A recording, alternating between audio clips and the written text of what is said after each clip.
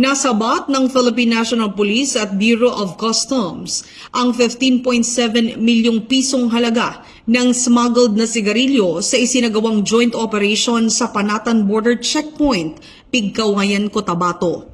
Nahuli ang dalawang Fuso trucks na kargado ng 20,000 reams ng Fort at Berlin cigarettes.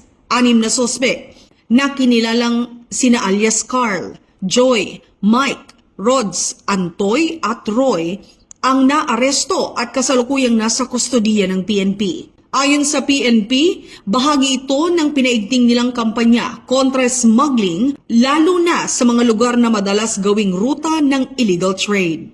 Ang operasyon ay naisakatuparan sa bisa ng intel-driven enforcement, mas mahigpit na border monitoring at aktibong koordinasyon sa ibang ahensya ng gobyerno. Pinuri ni Police Lieutenant General Jose Melencio C. Nartates Jr. ang mabilis at maayos na aksyon ng mga operatiba at muling iginiit ang determinasyon ng PNP na ipagtanggol ang mamamayan at ekonomiya.